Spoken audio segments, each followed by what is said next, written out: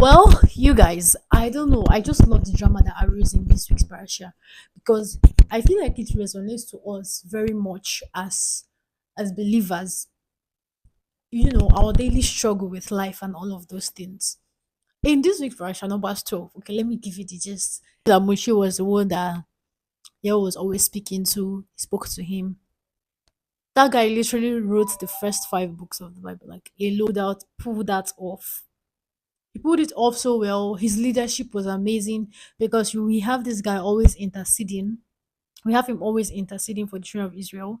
We have him always coming to say, "Oh, Father, please do not kill them." Even when Yahweh promised him that, "Oh, let me destroy these people, I'm going to raise an offspring from you," he said, "No, please, do not kill these people. Do not do this. Do not." He was always begging. He was always interceding. And, and, and my people who come and see his two siblings started to be against him because obviously he was getting most of the attention and he was in the spotlight. And they were like, we all hear from Yahweh. So what are you doing? You're doing too much. And all of those things. And this was their intention. They were angry that Moshe was the one whom Yahweh is speaking to more. They were angry that Yahweh is talking to Moshe. Yeah, Moshe is the one leading the children of Israel. So it got them pissed.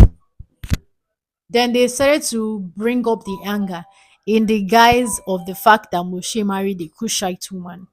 All right, if you have read Numbers chapter 12, just you can, scroll through it right now on your phone. Numbers chapter 12, you see that he married a Cushite woman, and Yahweh had given an instruction to the children of Israel not to marry, probably not to marry from other nations around them.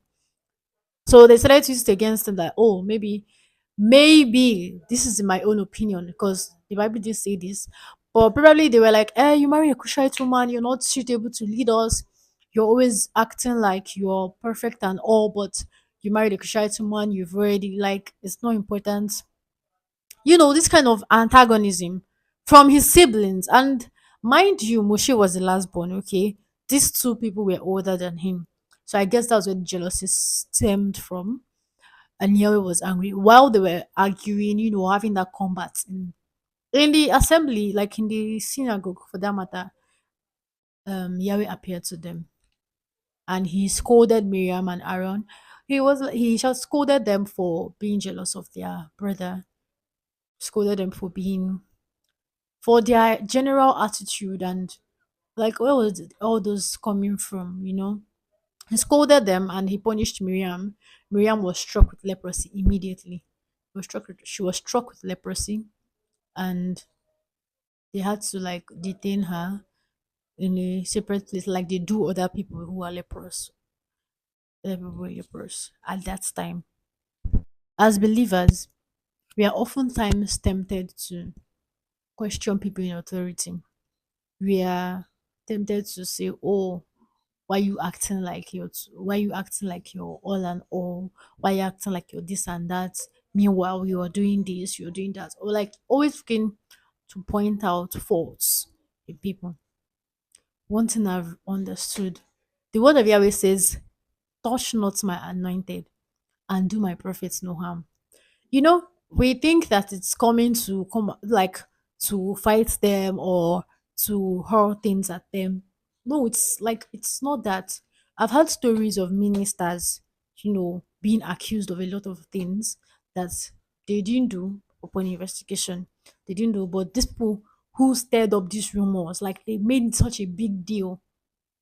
Touch not my anointed means that we should be careful of whom Yahweh has placed in authority. Miriam and Aaron were holding on to the fact that he married a Cushite woman. To them, like, that's wrong as an Israelite and all of those things. We are not in any position as believers to point fingers at them and say, "Oh, this and that, you did this and you did that." Apart from doing them, we're not doing them physical harm. Oftentimes, we're doing them emotional harm. We are harming their reputation as well in the sight of other people. When we raise up these antagonizing conversations, probably after service, and we're like, "Oh, did you hear what that man said? Like, he's not. Did you hear what that man said? Like, it's not the one I was in this one, in that one before." Those things are not important. It is not in our place as believers, as people who are sitting down and We're not the ones that he has placed up there at the pulpit to speak to us, to say, oh, this and that about them. So be warned, because your leprosy might not be something that everybody will see physically, and then Aaron will have to make sacrifices for you. Your leprosy might be striking, like to strike your business, to strike your education, your work, and all of those things. Be careful out there. All right. So, oh well, one thing again, one more, let's say lesson I want to highlight from this week's parasha is something that, oh, we are well versed with, we are familiar with, so it's not something new. But then it's something that we always have to repeat to our hearing, to repeat to ourselves, because we are in a time and age where we tend to forget the word of Yahweh because of how loud the world has become. But no matter how loud the world is, we should learn to still remember the words of Yahweh at those times and stick to them. Because in this week's parasha, we see children of Israel. At this time, Babylon has begun to take over the world.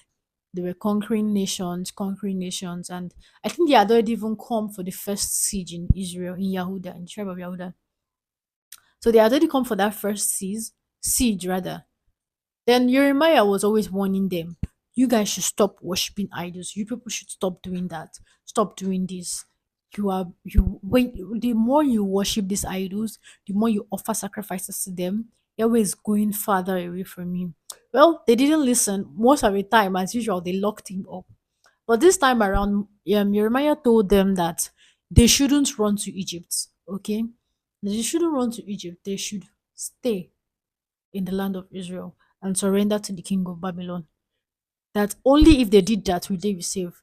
If they go to Egypt, they'll be killed. So, you know, as humans, some elders, some, big men and rulers are like, no, tie up this man, lock him up. He's saying nonsense, he's demoralizing the morale of people that will fight. Those kind of things. They were doing gra gra until the king of Babylon actually came. And when he see the land, they were now planning to, go through the backyard and run to Egypt or something. They were trying to escape the king and those men that put Jeremiah in prison. They put Jeremiah in a pit. But after the men that accused Jeremiah of deceiving the people left, a man, Ebed-Melech, came to the king and spoke to him and said, Jeremiah will die in that pit that you people have placed him. Please hand him over to me. Hand him over to me and let me, take care of the whole matter. Let me take care of him. The king accepted and was like, go on, go ahead. He brought Jeremiah out. And, as the word of Yahweh always does, it came to pass in the life of the king and those men that refused to listen. But Abimelech saved Jeremiah because he believed what Yahweh had said, had spoken through Jeremiah. So he preserved Jeremiah's life, gave him food and all of those things. And Yahweh in turn promised him that he will not be destroyed by the sword. Instead, he will grant him refuge and deliverance. It was not just believing the word of Yahweh. He acted out his belief. He made sure that he stood out from the crowd. See, as believers, we don't always have to, stand against them and shout. When you're shouting, you shout and all of those things.